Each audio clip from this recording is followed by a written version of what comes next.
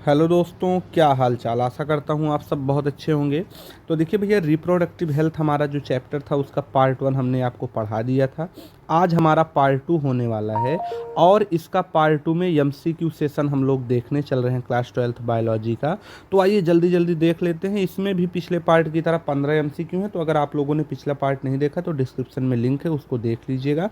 उसके बाद भैया देखते चलिए, लगातार आपका तीसरा चैप्टर क्लास 12 का एमसीक्यू सेशन का चल रहा है और हर चैप्टर कंप्लीट करवाएंगे। प्लेलिस्ट है भैया, प्लेलिस्ट की भी लिंक डिस्क्रिप्शन में है। ठीक, पहला क्वेश्चन है कि which one of the following is not a method of contraception, की इनमें से कौन सा एक ऐसा है जो कॉन्ट्रासेप्शन का मेथड नहीं है। कॉन्ट्रासेप्शन का मतलब क्या होता है कि हमें बच्चे को कंसीव नहीं करना है, तो उसके लिए कौन सा इसमें मेथड नहीं है।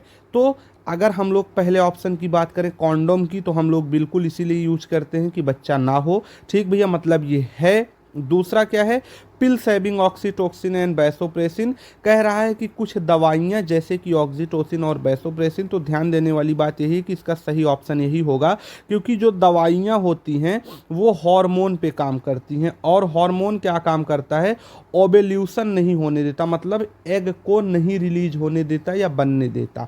तो जब एग ही नहीं बनेगा तो कॉन्ट्रासेप्शन तक बवाल आ ही नहीं पाएगा। जबकि तीसरा है लिप्पे लूप, तो हम लोग यूज करते हैं कॉन्ट्रासेप्शन के लिए। और चौथा ट्यूबेक्टॉमी, ये तो परमानेंट मेथड होता है फीमेल में, जिसे फीमेल की नसबंदी कह देते हैं कि फैलोपियन ट्यूब को ब्लॉक कर दीजिए। अगला क्वेश्चन क्या है, the method of directly injecting a sperm into ovum is assisted reproductive technology is called. अब ध्यान से देखिए, कभी कभी आता है ART, आर्ट क्या होता है, तो आर्ट का फुल फॉर्म यही होता है। ध्यान से देख लीजिएगा, असिस्टेड रिप्रोडक्टिव टेक्नोलॉजी, तो पहले इसे याद करिए। दूसरा चीज क्वेश्चन पूछ रहा है कि कौन सा ऐसा आर्ट का टाइप है जिसमें हम लोग स्पर्म को फीमेल के ओवम के अंदर इंजेक्शन लगा के अंदर कर देते हैं। तो इंट्रा साइटोप्लाज्मिक स्पर्म इंजेक्शन एक ऐसी टेक्निक है जिसमें स्पर्म को हम लोग इंजेक्शन के थ्रू ओवम में डाल देते हैं। तो आप लोग सही ऑप्शन जान गए होंगे। उसके बाद अगला क्वेश्चन क्या है कि भारत में रिप्रोडक्टिव हेल्दी सोसाइटी बनाने के लिए पहली बार अप्रोच नेशनल लेवल पे कब किया गया था, तो 1950 में। और 1951 में भैया पहली बार फैमिली प्लानिंग प्रोग्राम पूरे विश्व में भारत लॉन्च करने वाला पहला देश था, जिसका मोटो था हम दो हमारे दो।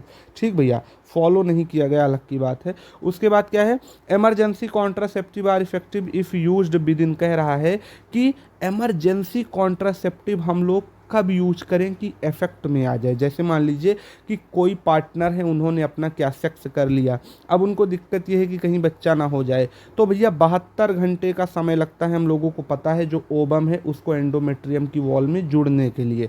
तो अगर 72 घंटे के अंदर ओबम को ही खराब करवा दिया जाए तो बच्चा नहीं हो पाएगा। तो 72 घंटे क्वाइटस मतलब सेक्स के ना हुए हों तभी हम लोगों को ये दवा खा लेनी है। और वो दवा कौन सी है आगे एमसीक्यू में वो भी लिखा है, तो याद रखिएगा। उसके बाद क्या है, what test is used to determine the sex of foetus, की बच्चे का लिंग जानने के लिए कौन सा टेस्ट भारत में बहुत ज़्यादा चलने लगा था, तो उस टेस्ट का नाम था भैया एमनियोसेंटोसिस। ठीक है, इसको बैन किया गया था क्योंकि इससे क्या है, बच्चे का पहले ही जान लेते थे कि लड़का है कि लड़की, क्योंकि क्रोमोसोम पे काम करता था। तो जैसे ही यक्स यक्स दिखे तो पता लगे लड़की है, तो उसको बेचारी को पेट में ही मरवा दें, जिससे लड़कियों की जनसंख्या बहुत ज़्यादा इफेक्टिव हुई थी। तो इसे बैन कर दिया गया। अगर इसको अब कोई जांच करवाता पाया जाएगा तो भैया 10,000 का जुर्माना और 3 साल की जेल उसको करवाइए आप लोग जाके। ठीक है, फिर अगला क्वेश्चन क्या है, सहेली जो कॉन्ट्रासेप्टिव है ये क्यों लाई गई थी, तो एक दवाई थी सहेली जिसको खाया जाता था मुंह से, मतलब पूछ रहा है कैसे खाया जाता था,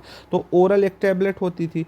और ये बनाई कहाँ गई थी, तो बनाई गई थी central drug research institute CDRI Lucknow Uttar Pradesh में। ठीक भैया, लखनऊ के भी वैज्ञानिक कलाकार हैं।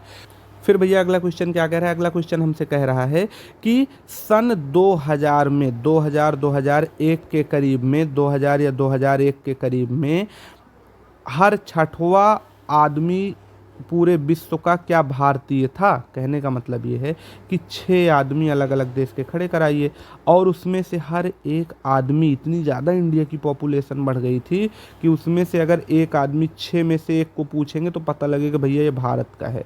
इस हिसाब से पॉपुलेशन हमारी बढ़ रही थी। तो क्या ये बात सही है? तो बिल्कुल सही है। ठीक भैया। उसके बाद अगला क्वेश्चन क्या है कि बर्थ कंट्रोल डिवाइस जो फीमेल के द्वारा यूज किया जाता है वो क्या था? तो फेमिडोम भी है, डायफ्राम भी है, कॉपर टी भी है, मतलब सब है। ठीक भैया। उसके बाद अगला क्वेश्चन क्या है? अगला क्वेश्चन कह रहा है कि foolproof method of contraception is known as, मतलब 100% कॉन्ट्रासेप्शन ऐसा कौन सा मेथड है कि जिसको यूज कर लिया जाए तो बच्चा ना हो? तो वो है भैया स्टरलाइजेशन, मतलब नसबंदी करवा दीजिए, बात खत्म। उसके बाद क्या है? वर्ल्ड एड्स डे कब मनाया जाता है? तो भैया 1 दिसंबर को मनाया जाता है, याद रखिएगा। फिर एलिसा किस बीमारी की जांच के लिए यूज किया जाता था? तो एड्स था। उसके बाद क्या है? एड्स का अगर जैसे इसमें तो लिखा है कि कन्फर्मेटरी टेस्ट कौन सा है, तो जो एलिसा जांच थी भैया ये स्क्रीन जांच थी, प्राथमिक जांच थी। और अगर कन्फर्मेटरी टेस्ट की बात करें तो उस टेस्ट को हम लोग कहते थे वेस्टर्न ब्लॉटिंग, तो याद रखिएगा। ठीक है। फिर अगला क्वेश्चन है कि इसमें से कौन सा एसटीडी है? Typhoid, malaria, gonorrhoea, diarrhoea. तो ये तीनों तो जो है ये टाइफाइड, मलेरिया और डायरिया है, तो आम बात है गोनोरिया जो है ये एसटीडी है। ठीक भैया। फिर अगला क्वेश्चन क्या है? अगला क्वेश्चन ये है कि इनमें से कौन सा एबॉर्शन पिल है? तो वही हमने बताया था कि RU-486 या इसी को मेफी प्रोजेस्ट्रॉन भी कहते हैं। ये दोनों एक ही दवाई है, दिया 2 जगह है। तो यही है जो एबॉर्शन पिल है, 72 घंटे के अंदर खाई जाती है। और उसके बाद क्या है? एमनियोसेंटोसिस क्यों बंद किया गया था? क्योंकि इससे जो बच्चे का सेक्स है वो पता लग जाता था।